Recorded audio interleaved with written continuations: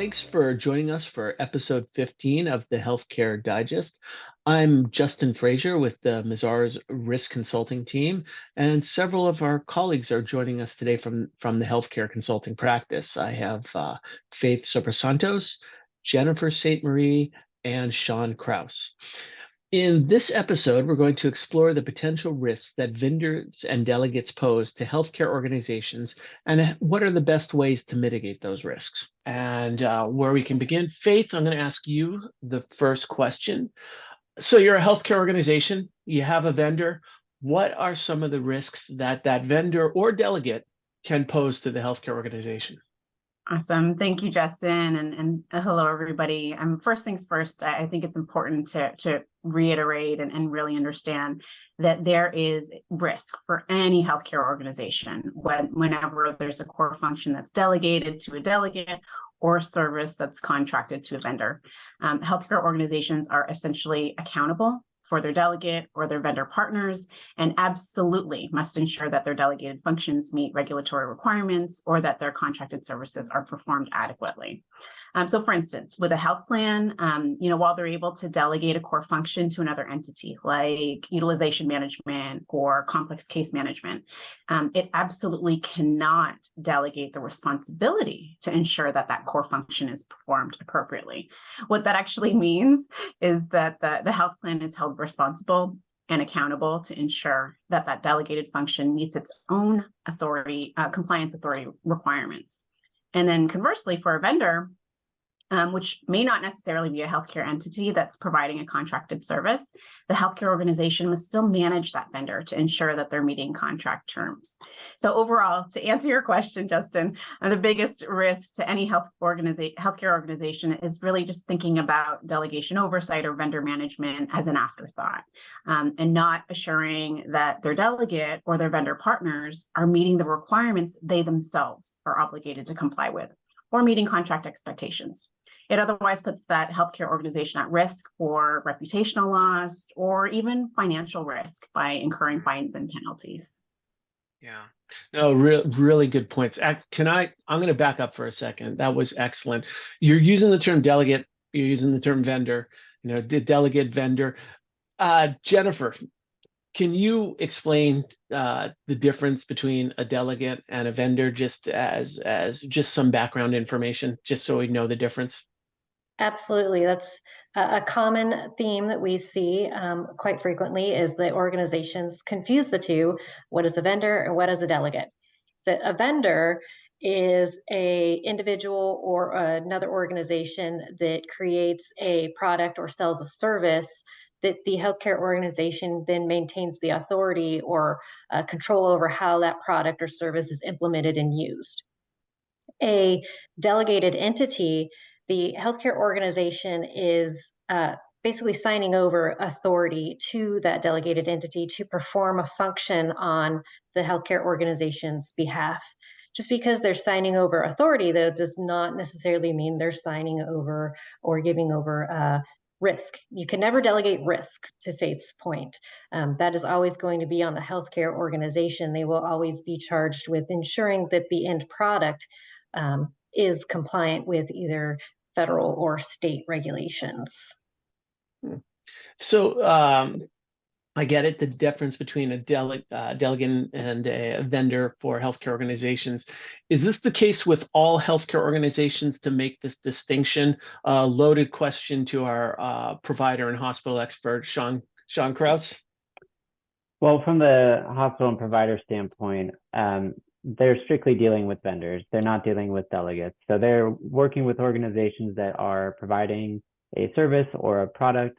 But as Faith alluded to, it's absolutely important to be consistently providing oversight to these vendors and making sure you're managing them, as at the end of the day, they still are representing your organization. Okay. So if you're a healthcare organization and you decide that this core competency or this deliverable you want completed by a vendor, or if you're a managed care organization, a delegate, how do you know, as Faith pointed out at the beginning, that there's potential risks when you choose to go with a vendor, either a delegate or a vendor? how do you, and I guess I'll go back to Faith since we started with you. Faith, Sure. what are some steps that we can take to pre-screen your vendors to actually know which vendor is better than another? And is this vendor that you're hiring, they may have a great solution, but they may be very risky in terms of compliance, operations, or even data integrity. How do you know? That's a good point. I mean, whether it's for a payer or provider, really accreditation, as you're doing that step prior to pre-screening, those organizations that are accredited, those actually distinguish themselves, those organizations distinguish themselves as really best in class, right? Protecting their organization or the delegated partners organization as a make or break it compliance inquiry down the road. What accreditation does provide is really that assurance that whether it's operations or governance, data integrity, to your point, Justin, or cost containment, it shows that the prospective partners, that the compliance authority is compliant, or that the entity is proactive. So, for instance, an example from a health plan perspective, both clinical and quality. Keeping that in mind with NCQA accreditation, the National Committee for Quality Assurance, this continues to be widely recognized for health plans because it's a program that's evidence-based and it's dedicated to quality improvement and measurement. It's really one of the few that are out there that base their results on actual measurement and clinical performance of measures, some of what the audience may know as HEDIS measures, and then consumer experience measures, which again, some of you may know as CAPS measures. QA accreditation. I do want to just say one more thing about NCQA accreditation actually still being like that gold standard for health plans, in particular, just as the country is becoming, as legislation is really changing across multiple states. It's becoming mandatory actually in some of those states. In California, for instance, the legislature just made it official when it passed AB 133, where by 2026, health plans and their contracted entities will actually be required to have and maintain that NCQA accreditation. And what we're seeing is we expect this to really continue to roll out across the industry. But to your point, Justin, yeah, absolutely, there are additional accreditations that entities should look to attain, as well as, some are required, like the Joint Commission, for instance. I think Sean could probably speak to that for us. Yeah, exactly. From the provider standpoint, the Joint Commission is really the gold standard. Over 80% of hospitals in the nation are accredited with the Joint Commission, and accreditation is actually required if they want to receive funds from Medicare or Medicaid or other government programs. So it's absolutely vital if you want to compete in the healthcare marketplace as a provider. So we talked about NCQA, and we talked about joint commissions for assuring that, I would say, operations and governance of your vendors are in order. What about HIPAA and data integrity?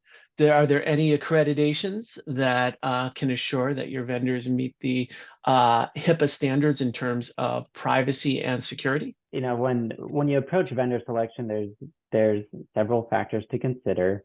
I like to look at 3 high-level qualities. Of course, expertise of that vendor. Are they an expert in the service they're providing? The stability of the vendor. Do they have stable partnerships with like organizations? But as Justin is alluding to, it's really that due diligence that is extremely vital. And the first thing you look for in due diligence when assessing risk of a vendor is really, are they HITRUST certified?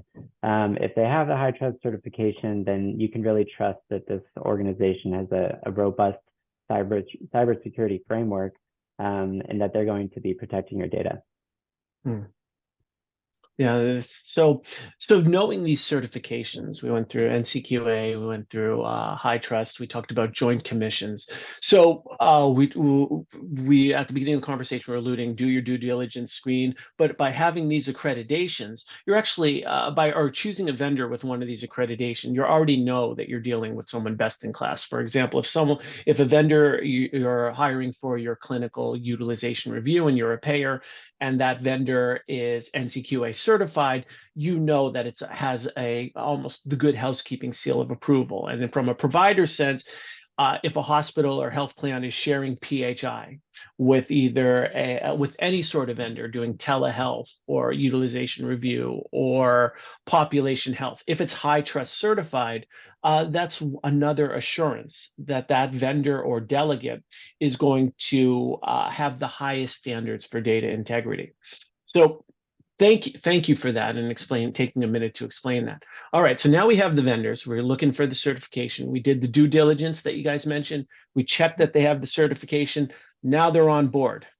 Is it smooth sailing all the way through, or and we can just like, what is the expression, like after you get married, you're just like in an eternal state of marital bliss for the rest of your life?